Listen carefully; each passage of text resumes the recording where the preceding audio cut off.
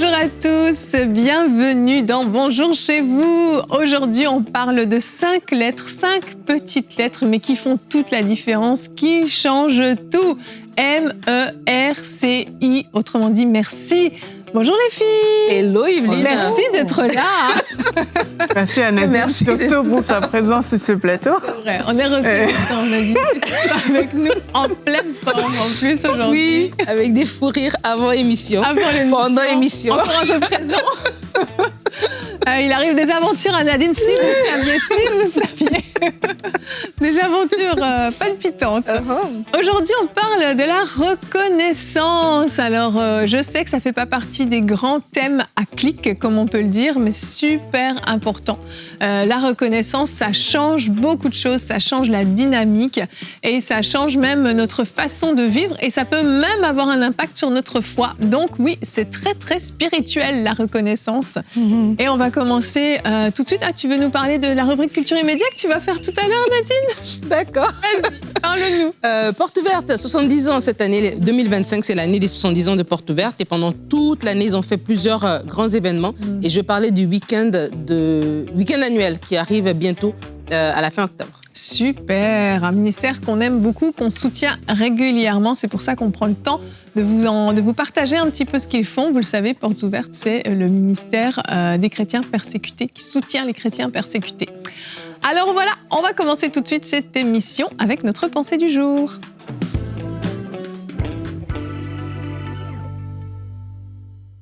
J'ai aimé ce que Yveline a dit parce qu'elle a dit oui, bon, c'est un thème qui n'est pas très à clic, mais qui est important. Et c'est vrai que moi, je me suis fait la réflexion il y a quelque temps qu'il faut apprendre les bases. Et lorsqu'on connaît les bases, ça nous aide vraiment à avancer. C'est un peu comme moi, mes enfants sont en train de conduire. Il y en a qui ont leur permis, d'autres qui sont en train de l'avoir. Et je me rends compte que quand tu apprends quelque chose de la bonne manière dès le début, ben, ça t'aide en fait pour la suite parce que ça devient un automatisme, ça devient quelque chose que tu fais sans effort. En fait, tu le fais directement de la bonne manière. Et la reconnaissance, c'est quelque chose qu'en tant qu'enfant de Dieu, on doit comprendre dès le départ de notre vie chrétienne qui nous aide. Et même quand on n'est pas enfant de Dieu, je pense que même de façon générale, nous devons vraiment développer ce cœur, ce côté de dire merci. Et c'est plus que juste de la politesse. Je sais que quand on éduque les enfants, on va leur apprendre à dire s'il vous plaît, à dire merci. Mais dire merci, c'est au-delà de la politesse. Il y a vraiment quelque chose de spirituel derrière. Il y a une portée qui est réelle. On va lire ensemble un texte qui se trouve dans Luc 17, les versets 11 à 19. C'est l'histoire des 10 lépreux qui ont été guéris.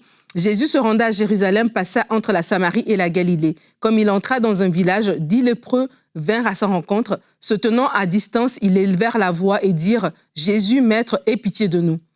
Dès qu'il l'eut vu, il leur dit « Allez vous montrer au sacrificateur ». Et pendant qu'ils allaient, il arriva qu'ils furent guéris. L'un d'eux, se voyant guéri, revint sur ses pas, glorifiant Dieu à haute voix, donc disant merci. Il tomba sur sa face aux pieds de Jésus et lui rendit grâce. C'était un Samaritain. Jésus, prenant parole, dit « Les 10 n'ont-ils pas été guéris et les 9 autres, où sont-ils ? Ne s'est-il trouvé que cet étranger pour revenir et donner gloire à Dieu ?» Puis il lui dit « Lève-toi, va, ta foi t'a sauvé. » Et l'histoire de ce Samaritain, c'est vraiment une histoire interpellante sur la puissance de la reconnaissance. Cet homme était un étranger d'ailleurs, il était un Samaritain, il n'était pas un juif comme les autres, mais ils étaient tous là, ils étaient malades, donc voilà, ils se tenaient ensemble et ils viennent vers Jésus de loin, ils demandent la guérison et Jésus leur donne la parole. Ils n'ont pas encore été guéris, ils ont reçu la parole, par obéissance, il s'en va. Et pendant qu'ils marchent, le miracle se produit et les autres qui étaient très contents, qui étaient sûrement, ben waouh, j'ai été guéri de la lèpre, c'est normal que j'aille voir ma famille pour leur dire, regardez, j'ai été guéri, c'est normal que je retourne à mes anciennes activités. Mais lui, il a dit, attends, avant d'aller faire tout ça, je vais d'abord dire merci pour la guérison qui a eu lieu. Et qu'est-ce qui s'est passé? Il est revenu vers Jésus, mais en plus, alors qu'il a dit merci, Jésus lui dit, ta foi t'a sauvé. Et pourtant, qu'est-ce qui s'est passé exactement? Les autres, ils ont eu la même guérison que lui. Mais lui, en plus d'avoir juste une guérison physique, il a eu cette réconciliation avec le Père parce que voilà, Jésus lui a donné le salut et la vie éternelle. Et je veux nous encourager par là à dire merci. Dire merci, c'est reconnaître ce que Dieu a fait dans nos vies. Dire merci, ce n'est pas d'abord attendre, je vais d'abord tout faire et puis après je viendrai dire merci au Créateur. Non, je commence d'abord par là. Dire merci, c'est de manière même de façon de se se positionner d'une manière à reconnaître, avoir la main de Dieu dans notre quotidien et apprendre à dire merci. Je vais vous dire, dites merci pour les petites et les grandes choses. N'attendez pas d'avoir des choses extraordinaires pour dire merci, mais dites merci à partir des petites choses. Et vous allez voir, ça va décanter quelque chose dans votre vie. Et comme Jésus l'a fait, il a regardé cet homme, il a dit, cet homme a agi d'une manière extraordinaire par rapport aux 9 autres. De la même manière aussi, alors que vous êtes un enfant de Dieu et que la reconnaissance est quelque chose qui monte dans votre cœur de façon spontanée, Dieu aussi va regarder cela et Dieu va prendre plaisir à votre reconnaissance. Amen. Merci Nadine. Quand on voit des fois le temps qu'on passe à demander au Seigneur certaines choses en prière, on peut des fois prier pendant plusieurs semaines pour un sujet, voire plusieurs mois, dans certains cas plusieurs années. Et en fait, pour dire merci, on va peut-être l'expédier en une prière ou même on va même pas s'arrêter, on va être en train de conduire « Oh, merci Seigneur !» et puis bang, c'est fini. Il y a quelque chose qui n'est pas cohérent par rapport à ça. Si en fait on réalisait la puissance de ce que Dieu peut manifester, juste l'incroyable salut qui nous est accordé, ferait qu'on aurait ce réflexe d'être beaucoup plus reconnaissant. En fait, le problème, c'est que l'être humain, par défaut, a beaucoup plus tendance à se plaindre qu'à dire merci. Si on revient au peuple d'Israël, les pauvres, quand on parle de plainte, on parle toujours d'eux, mais bon, faut dire qu'ils ont brillé dans le domaine. Ils étaient esclaves. Pendant des années, ils ont crié à Dieu. Dieu entend leurs cris. Il envoie un libérateur au travers de Moïse. Ils vivent quand même des prodiges incroyables. D'abord, il y a les fléaux. Ils sont préservés surnaturellement des fléaux. Et ensuite, ils se retrouvent face à cette mer gigantesque, étendue d'eau, impossible à traverser. On va tous mourir. Non, on ne meurt pas. Dieu fait une barrière de feu derrière eux. C'est pas un feu de forêt qui s'est allumé par hasard parce que quelqu'un avait oublié d'éteindre son feu de camp. C'est une colonne de feu qui descend du ciel, une mer qui s'ouvre en deux et les ennemis qui se retrouvent engloutis. Imaginez la scène. Ils l'ont vu avec leurs yeux. C'est pas ils se la sont fait raconter de génération en génération. Ils l'ont vu, eux, avec leurs yeux. Et quelques mois plus tard, la plainte commence déjà à s'installer, au point de dire on était mieux avant. Et en fait, on peut les juger super facilement, les Israélites. Bon, c'est très facile, mais en fait, on a tendance à fonctionner comme eux parfois. Dans le quotidien, on a tellement désiré quelque chose, ou on a tellement vu la main de Dieu, on a oublié d'où on a été tiré, comment on était quand on était dans le monde, et là, on va râler pour des choses, des broutilles en fait, alors qu'il y a des choses tellement importantes que Dieu a fait dans nos vies. Et je crois que vraiment, ce genre d'émissions, qui paraissent, comme je le disais, peut-être extrêmement simples, font réfléchir. Et le but, c'est de faire changer les mentalités pour changer les réflexes qu'on peut avoir. C'est un travail sur soi-même de changer nos réflexes, de passer de la plainte à la reconnaissance. Et comme tu dis, ils étaient dans le désert, en Égypte, ils ont vu quelque chose d'extraordinaire, ils ont traversé et ils ont oublié de dire merci en fait. Et c'est ça, manquer de dire merci, c'est faire preuve d'amnésie. Et des fois, on est comme ça. C'est pour ça même que ça affecte notre foi. Parce qu'on oublie ce que Dieu avait fait avant.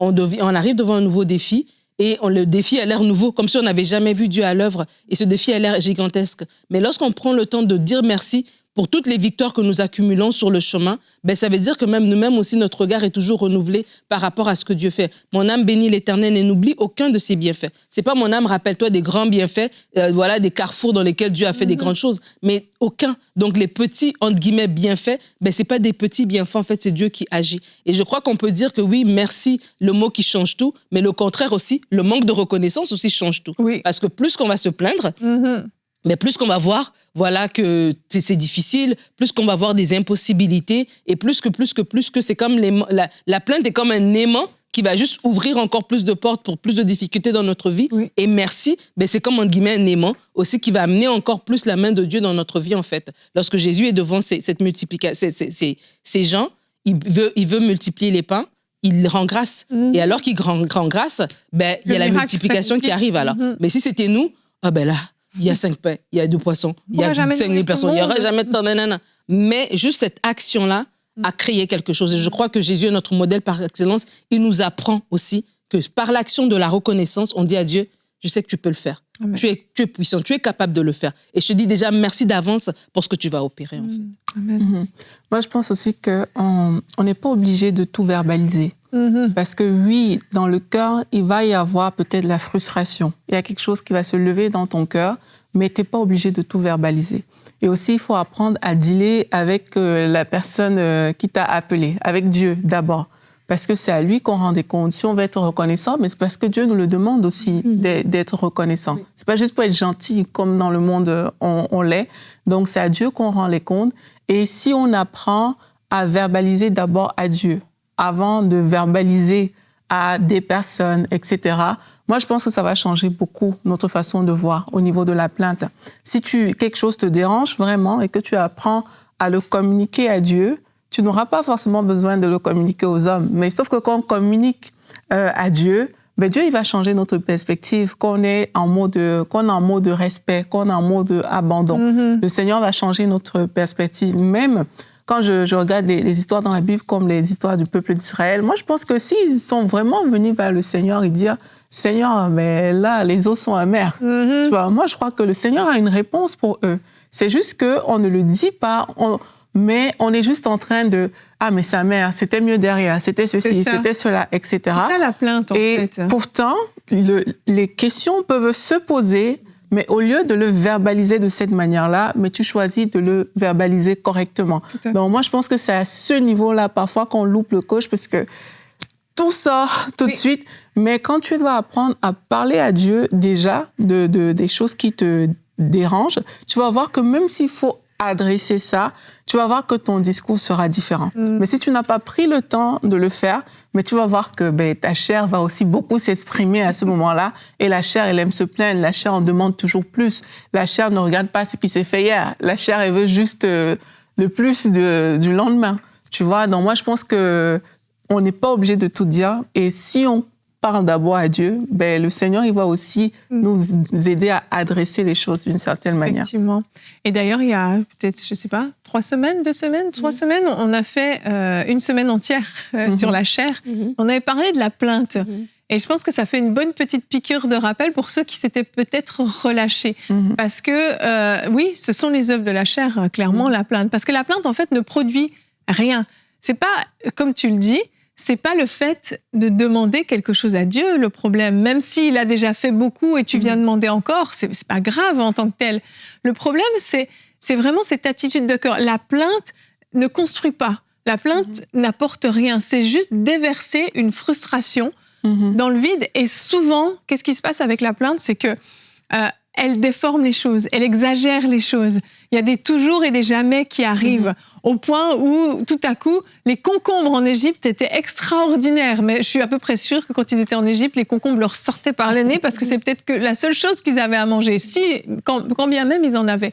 Donc en fait, il y a ce côté de magnifier le problème, magnifier la difficulté par la plainte, où tout à coup tu lui donnes une grandeur et une importance dans ta vie qui est presque démesurée en fait par rapport à ce que c'est vraiment. Et ça ne produit rien. Donc de temps en temps, il faut être capable de s'arrêter. Tu sais, je peux comprendre vraiment, j'en avais parlé d'ailleurs dans l'émission qu'on avait faite, je peux vraiment comprendre, des fois tu as besoin, c'est difficile, tu as besoin de le dire, mais tu n'es pas obligé de t'étaler là-dessus. Tu peux juste dire « Oh, j'ai eu une mauvaise journée aujourd'hui, c'était difficile. » Mais tu n'as pas besoin de raconter toutes les choses négatives qui t'est arrivées dans ta journée, les enchaîner, et pendant 15 minutes, tu débites que du négatif.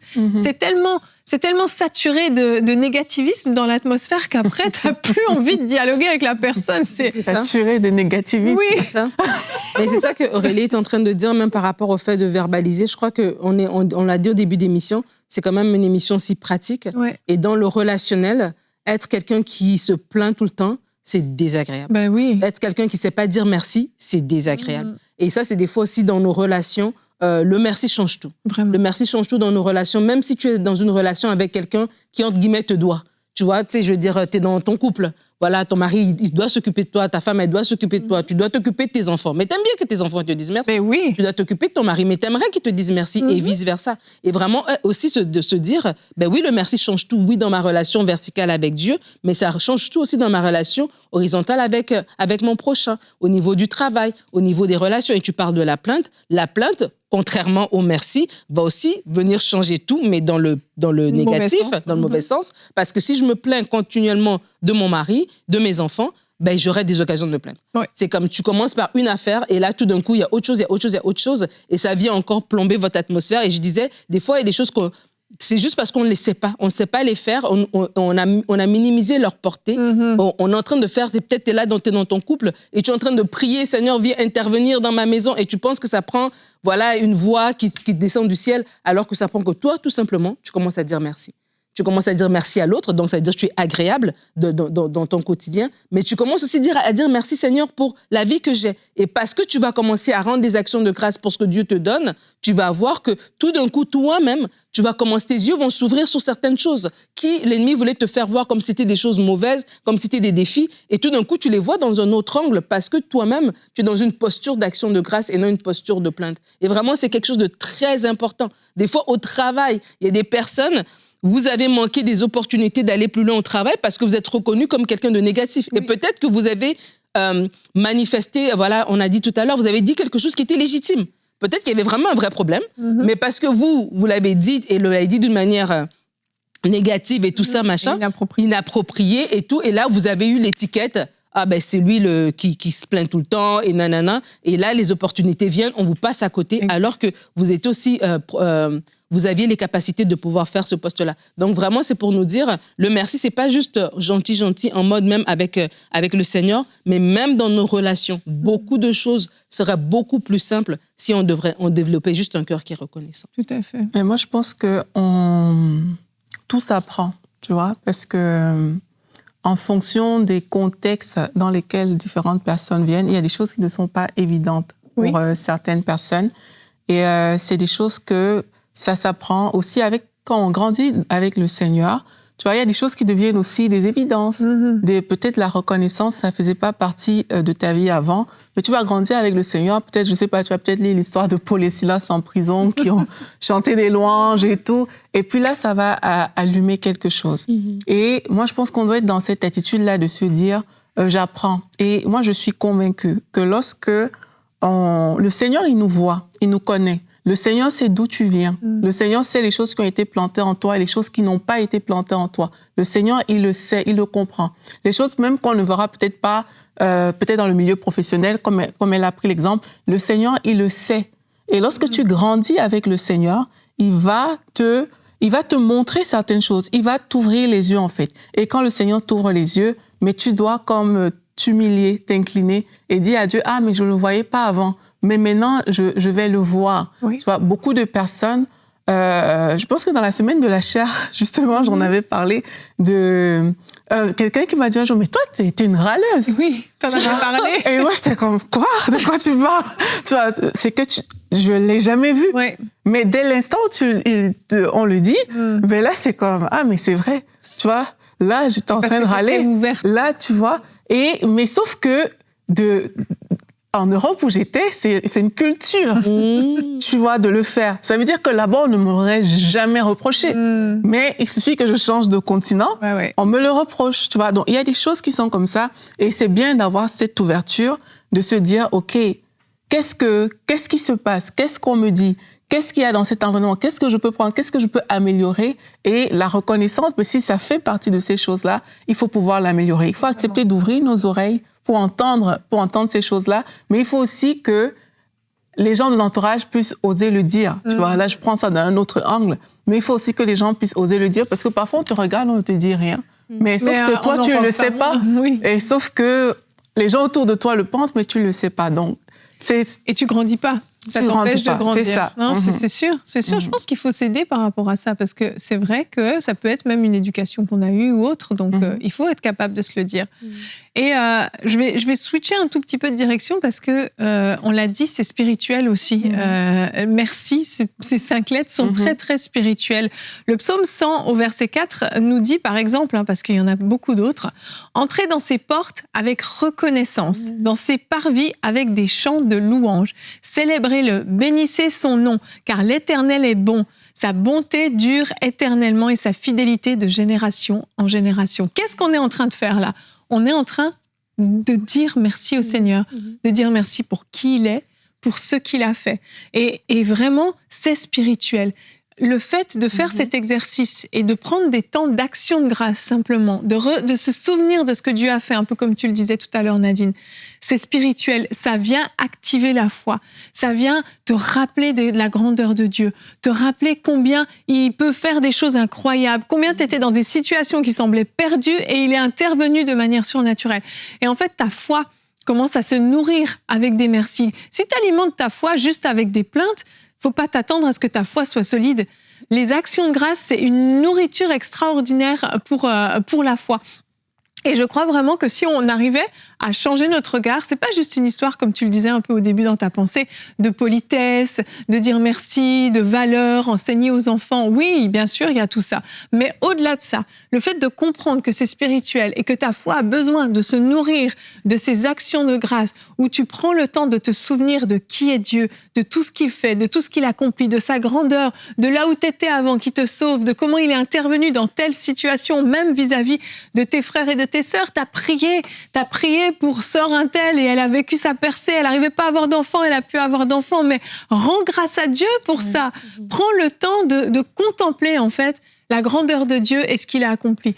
Et vraiment, je suis convaincue que il y a quelque chose qui se passe à l'intérieur. Ton esprit, là, il est content. Et il y a vraiment une foi qui devient de plus en plus solide, de plus en plus ferme. Et peut-être que demain, ta journée, elle sera complètement pourrie. Peut-être que, oui, ton patron, il va te faire un sale coup. Mais parce que tu t'es bien rempli, c'est pas grave. C'est pas grave, parce que le Seigneur est tellement bon. Ouais. Il est encore sur son trône, il est merveilleux, il règne. Et c'est pas grave, j'ai eu une mauvaise journée, c'est pas grave. Il y a la dimension du contentement dans ce que tu dis. Tellement. Et je pense que dans l'action de grâce, il y a aussi ça. Tu vois, dans ce que tu dis, il y a beaucoup de choses. Hein.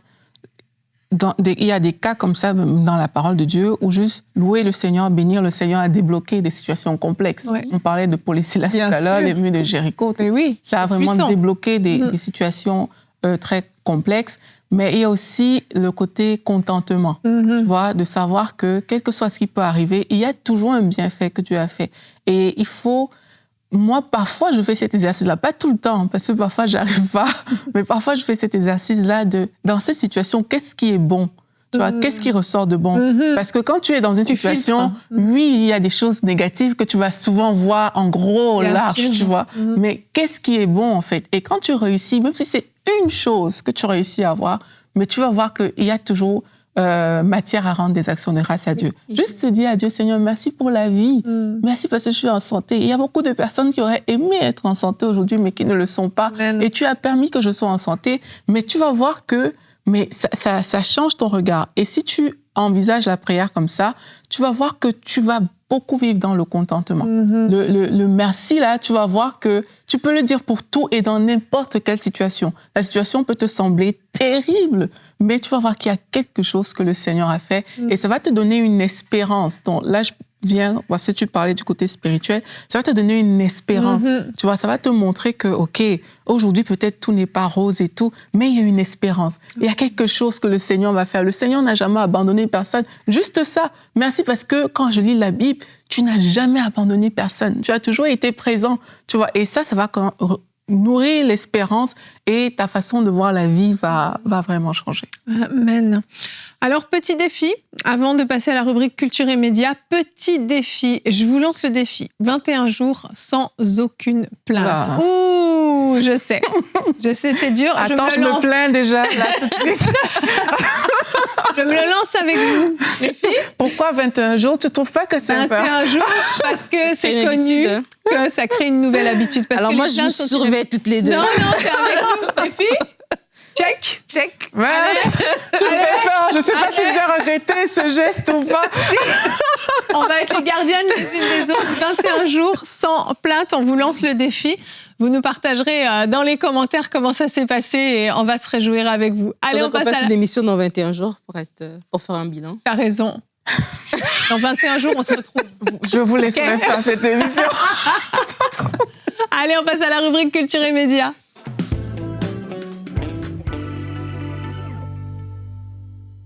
Alors, comme on disait tout à l'heure, très prochainement, d'ailleurs, le 25 et 26 octobre 2025, pour être plus précis, aura lieu le week-end de rencontre annuelle organisé par Portes Ouvertes, cet organisme qui vient en aide à l'Église persécutée. Et comme je disais au début d'émission, c'est fait 70 ans cette année, donc en 2025.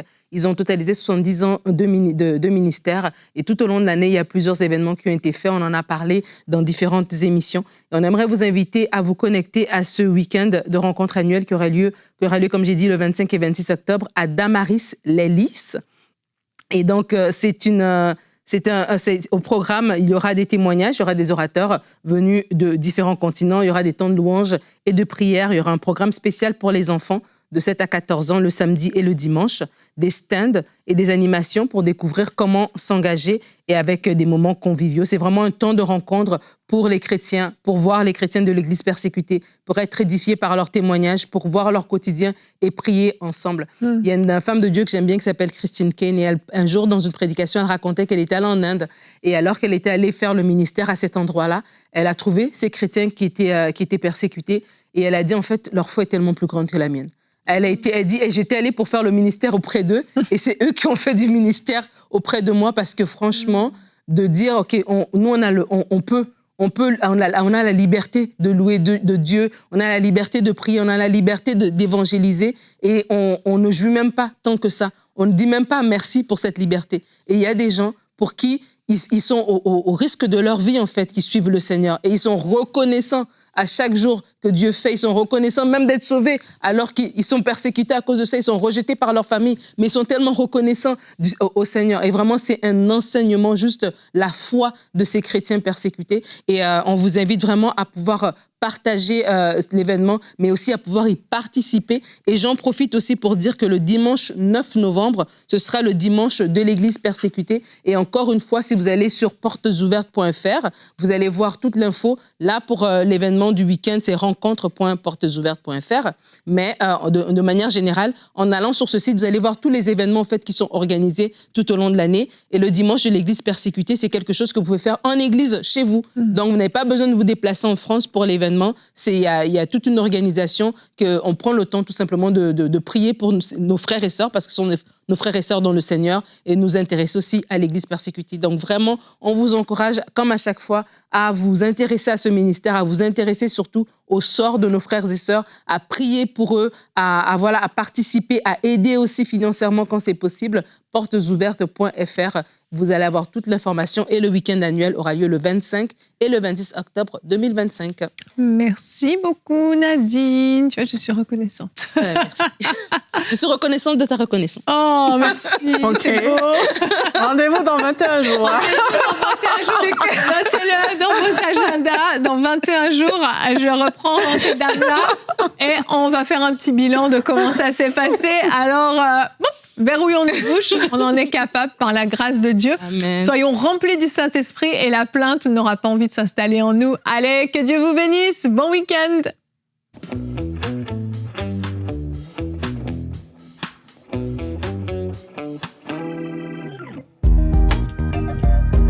Merci à tous nos précieux partenaires grâce auxquels cette émission a pu être réalisée.